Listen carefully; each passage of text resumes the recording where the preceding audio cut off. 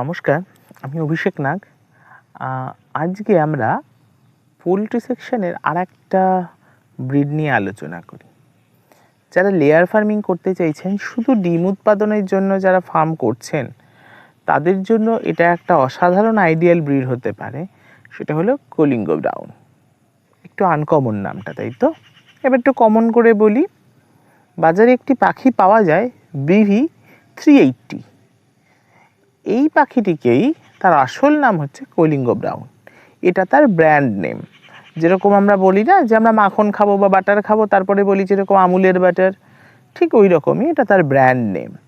এই পাখিটি layer bird, মানে ডিমের জন্য এই পাখিটিকে পোষা যায়, এবং খুব ভালোভাবে যদি একে রেয়ার করা যায় তাহলে আমরা পার ইয়ার এই পাখিটি থেকে 300 ডিম পেতে পারি, যদি সঠিকভাবে আমরা একে পুষতে পারি। একে কেজেও পোষা যায়, মানে প্রপারলি আটকে আপনারা ফার্মিং করতে পারেন খাঁচার মধ্যে।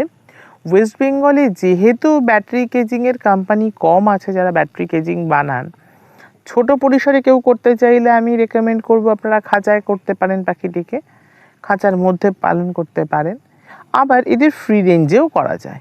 শান্ত পাখি, খুব একটা ছোটাছুটি করে না। মাংসের টেস্ট খুব ভালো না, ফিমেল পাখি বেশি বাজারে পাওয়া যায়।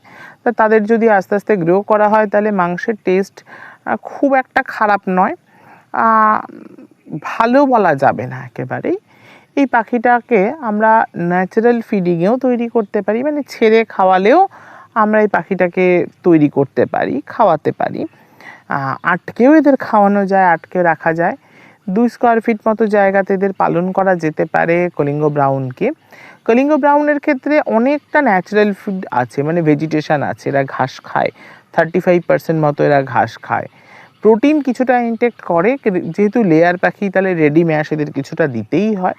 কিন্তু তা সত্ত্বেও এরা প্রায় 25% থেকে 20% অবধি এরা গ্রেনস, যে কোনো দানা, ধান, চাল, গম, এগুলো ইনট্যাক্ট করতে পারে। এবং এদের ডিমের সাইজটাও আমাদের কমার্শিয়াল বা সিনথেটিক লেয়ারের মতোই বড় সাইজের ডিমই দেখা যায়, পাওয়া যায়। আর এদের ডিমের শেলটা পার্ল কালার, একদম আড়াইয়ের বা এদের কালারের মতো একদম ডার্ক ব্রাউন নয়, আবার হোয়াইটও নয়, মিডিয়াম কালার, পার্ল কালার, একটু লালচে খয়েরি রঙের হয়। ডিমের নিউট্রিশনের ক্ষেত্রেও নিউট্রিশন ভ্যালুটা ভীষণ ভালো।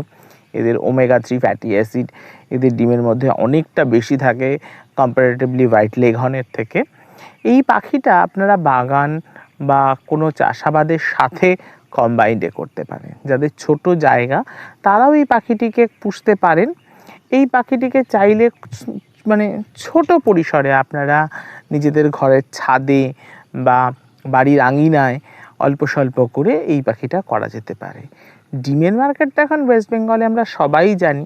যদি কোয়ালিটি ওয়াইজ ডিম, মানে এই ডিমটি বাজারে আপনি সাদা ডিম নয়, দেশি ডিম হিসেবেই বিক্রি করতে পারবেন। কোয়ালিটির দিক থেকে যদি ফুড চার্টটা আমরা একটু মেনটেন করতে পারি এবং ঘরোয়া ফুড দিয়ে যদি পুষতে পারি, কিছুটা দানা, কিছুটা সবুজ ঘাস, অবশ্যই সেগুলো বেশি স্কেলে হলে চাষ করতে হবে, সেটা অ্যাজোলা হোক বা কলমি শাক হোক, এরকমভাবে চাষ করতে হবে। কিন্তু যারা ছোটো পরিসরে করতে চাইছেন তারা কিন্তু ঘরের সাথেও, গৃহকর্মের সাথেও এটি করতে পারেন। একটা নির্দিষ্ট স্কেলকে টার্গেট করে যদি আপনারা এটা করেন, কলিঙ্গো ব্রাউন খাঁচায় থাকলে 1 থেকে 1.5 বছর অবধি ভালো ডিম দেয়। ফ্রি রেঞ্জে থাকলে 2 বছর অবধি ভালো ডিম পাওয়া যায়। ডিম শেষে এই পাখিটি একেবারেই হোয়াইট লেয়ারের মতো খুব বাজে মাংসর টেস্ট এবং খুব কম দাম হয়ে যায় এটা নয়। পাখিটিকে একটা দাম পাওয়া যায় বাজারে। আমি অন্যান্য পাখির সুস্বাদু মাংসের তুলনায় নাই বা বললাম, কিন্তু ব্রয়লারের কাছাকাছি একটা দাম এদের পাওয়া যায় মানে মার্কেটে। সেদিকটা আপনার নজর রেখে করতে পারেন। কস্টিংয়ের কথা যদি বলি তাহলে এই কলিঙ্গো ব্রাউন বা BV380-র পার ডিম তৈরি করতে কস্টিং মোটামুটি 4 টাকার কাছাকাছি চলে যায়। সেখানে আজকের ডেটে ব্রাউন শিলিক বাজারে খুব কম হলেও আমরা মনে হয় 6 টাকা পাবোই, মানে অল ওভার যদি আমি পাইকারি রেট বলি। তাহলে সেই জায়গায় আপনারা সহজভাবে এটা করতে পারেন। খুব হেভি মেনটেন বার্ড না, তুলনামূলক হোয়াইট লেয়ারের থেকে বেশ হার্ডি বার্ড, শক্ত বার্ড। এটা পুষতে খুব একটা কষ্টসাধ্য বিষয়ও নয়।